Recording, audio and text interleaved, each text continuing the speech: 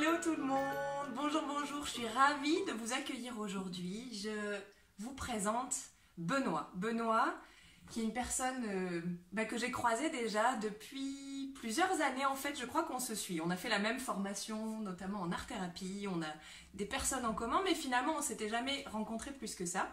Et puis là, mon emménagement à tourner a un petit peu accéléré tout ça.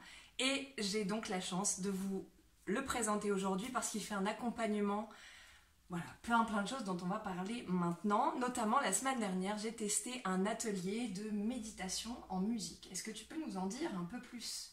Oui, déjà merci pour ta présence. Bonjour aussi à la toile, à tout le monde. C'était un atelier en fait de méditation qu'on faisait dans une église, l'église du séminaire qui est à trois pas d'ici. Et donc je fais ça avec une amie qui a aussi fait la même formation que nous, et qui s'appelle Aurore de Brouwer. Et donc j'invite les gens à se poser, respirer, et puis bon, on lance un peu des chants. Il y a le tambour qui vient dire bonjour aussi. Il y a toute une série d'instruments qu'on utilise, comme la kalimba. Bientôt, il y aura un hengpan, s'il arrive un jour. Et voilà, donc on essaye de mettre une ambiance pour faire voyager un peu les gens et surtout les faire ressentir des choses. L'important, c'est vraiment ça. On essaye de calmer le mental pour aller ouvrir la porte des émotions, ouvrir la porte des ressentis et se reconnecter à l'instant. Ok, oui, alors c'est plein de modestie parce que franchement j'étais à cet atelier, il y avait une bonne quinzaine de personnes je pense dans cette église. Le lieu était juste magique, la résonance, l'écho, c'était vraiment très très beau, très puissant.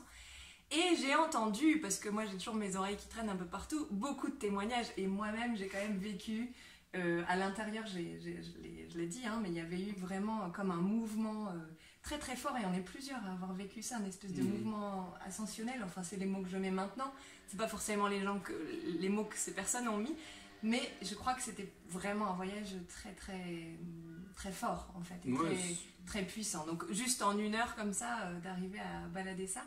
Donc pour moi c'est pas juste autour de la musique, c'est surtout un travail énergétique. Alors est-ce que tu peux parler un peu des accompagnements énergétiques que tu fais et dans quel cadre, enfin quel est ton axe à toi ?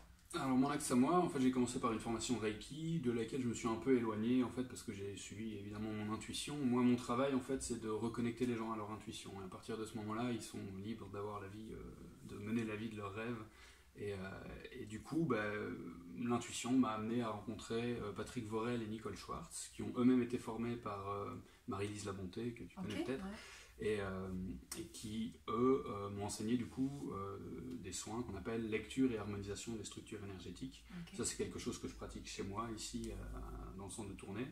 Et, en individuel. En individuel, okay. Évidemment. Et ça, ce sont des soins avec les mains. Donc, je viens un peu ressentir ce qui se passe au niveau énergétique dans toutes nos structures énergétiques, dans toutes les structures de la personne, aussi bien au niveau des chakras, aussi bien des enveloppes subtiles.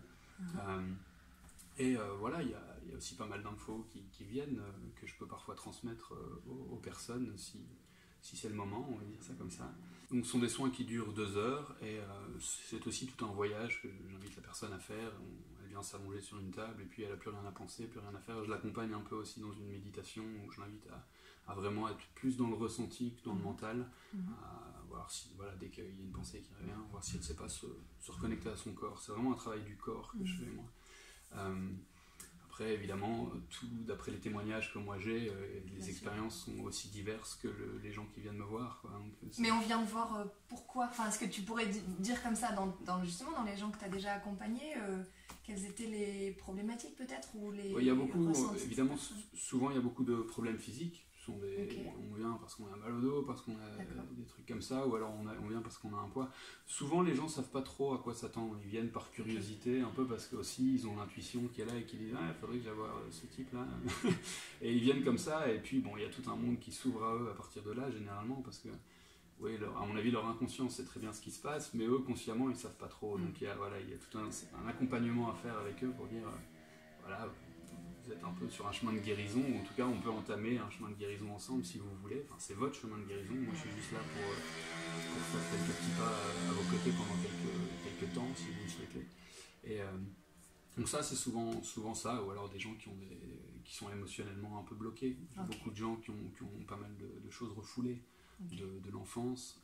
J'ai une formation aussi en accompagnement jumeau-né seul, donc je travaille beaucoup avec les personnes qui sont des jumeaux nés seuls et qui viennent, qui ne savent pas forcément que ça les concerne et ils viennent ici, puis voilà, il y a ces infos-là qui tombent, si c'est juste, si le moment est juste pour eux de les recevoir, et puis c'est à eux de voir s'ils ont envie de continuer à travailler dans ce sens-là. Ça, c'est à eux, quoi. Bon, alors vous aurez sans doute compris pourquoi ça a matché, enfin pourquoi mon intuition m'a amené aussi à vouloir interviewer Benoît. C'est que déjà, il a parlé d'intuition, puis vous savez à quel point c'est important pour moi. Et le jumeau, voilà. Alors, comment tu l'as nommé on est jumeaux et on est seuls, voilà, c'est ça? C'est ça, c'est le syndrome du jumeau perdu. Alors, voilà, c'est ça, parce que j'en parle dans Métamorphose, j'ai moi-même vécu ça et puis nettoyé ça. C'est un syndrome hyper...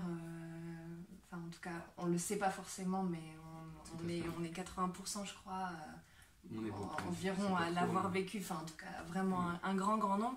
Donc voilà, ça, je ne savais même pas exactement dans l'accompagnement de Benoît, mais voilà, il n'y a pas de hasard, vous savez bien. Super. Et donc, on te retrouve quel jour pour les méditations, et pour les consultations, ça c'est... Les consultations, il suffit de m'envoyer un mail ou de m'appeler. M'appeler, c'est peut-être le plus simple, ou de m'envoyer un message et on prend rendez-vous. On mettra le lien, le site, tout ça, ne vous inquiétez pas. Et pour la méditation, là, il y a le programme qui est sur ma page Facebook, qui est Benoît Pat. Et il y a aussi la possibilité que je vous envoie un mail avec les programmes. Des méditations, c'est 2 mardis par mois, donc c'est toutes les 2 semaines en fait. Et il y a à chaque fois une méditation silencieuse et une méditation sonore, donc où j'utilise les instruments, et une où c'est vraiment plutôt une plus grande part au silence pour aller se retrouver et aller sonder nos profondeurs.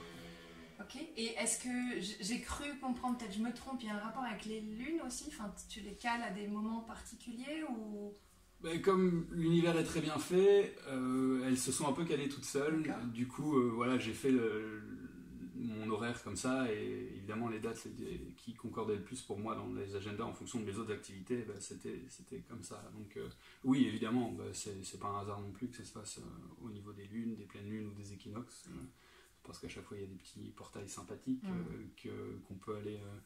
Et on peut aller se connecter à certaines énergies qui sont plus présentes à ce moment-là, en étant dans un moment de détente, de calme intérieur. Et c'est ça qu'on vient faire ici, dans cette pièce, par groupe de 12, à peu près, au grand maximum, quoi. Au vu de toutes les activités que j'ai entendues que tu fais à l'extérieur, parapente, escalade récemment, etc., je sens bien les balades, les trails, etc., à quel point la nature est importante pour toi. Puis je crois que tu as un projet avec ça. Est-ce que tu voudrais passer un petit message là aujourd'hui, un grand message? Écoutez bien. On ne peut rien vous cacher, Méline. Oui, évidemment.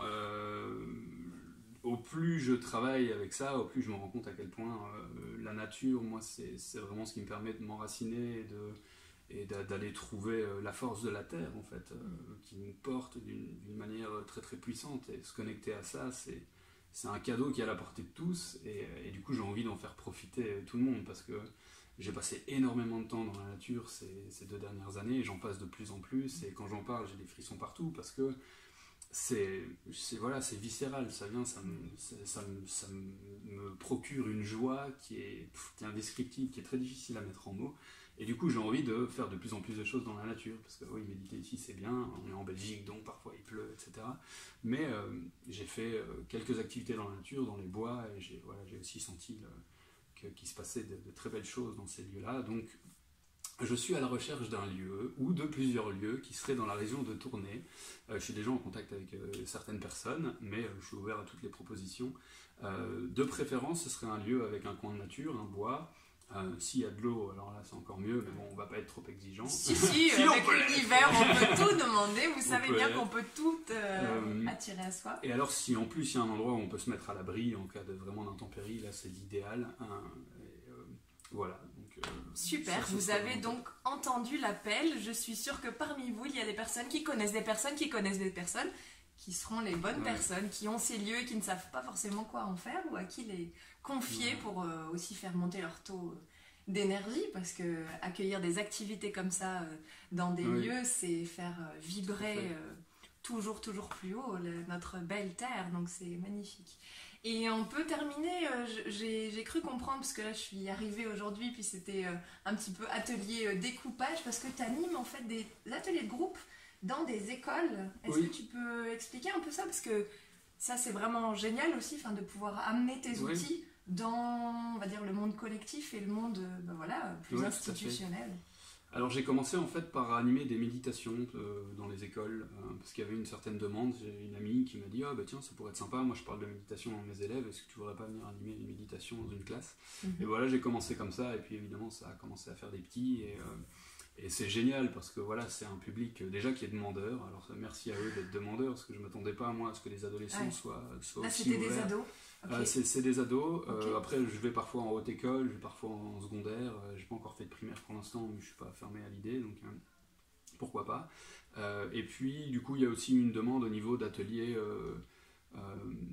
créatifs, dans le cadre de journées pédagogiques pour des professeurs, ou alors dans le cadre de journées un peu activités particulières pour des élèves. Là, c'est le cas de ce que je vais faire demain à Mons, par exemple, où c'est une journée passeport pour la réussite, où on vient faire un petit atelier. Là je vais utiliser les outils des ateliers d'expression créative et d'art-thérapie pour apprendre, ou en tout cas inviter les élèves à appréhender les examens avec sérénité et avec confiance. Et ça aussi c'est des super moments, parce qu'on a toujours des belles rencontres. J'ai fait ça l'année dernière avec eux, et puis donc ils me rappellent cette année, donc j'estime qu'il y a sans doute eu plus-value, et donc ça c'est génial pour moi aussi, parce que voilà, ça m'amène à aller à droite à gauche et à rencontrer des gens de tous horizons. Là ce sont des futurs instituteurs demain, mais on peut faire ça avec tout le monde, donc ça c'est très gai aussi. Ouais, génial. Eh bien, vous avez entendu, même si c'est pas pour vous perso, vous avez compris que pour les institutions dans lesquelles vous travaillez ou dans lesquelles sont vos enfants, il y a peut-être des messages à glisser pour faire venir des intervenants comme Benoît. Et ça serait avec grand plaisir. J'ai travaillé chez Cofidis moi aussi il y a bien longtemps, et donc je suis allé faire une méditation chez Cofidis aussi, donc en entreprise. Pourquoi pas en fait, dès qu'il y a une ouverture, génial. Je réponds présent. Merci, c'est super. Écoutez, j'espère que là vous avez reçu plein de messages. Venez ici à Tournai, il se passe plein de choses. Je vous dis à très bientôt. Salut Benoît, à bientôt. Salut Émile, merci beaucoup à toi. Et puis tous les renseignements là en dessous, prenez rendez-vous, dès maintenant. À bientôt. Au revoir, et écoutez votre intuition, vous avez vu ce que ça donne.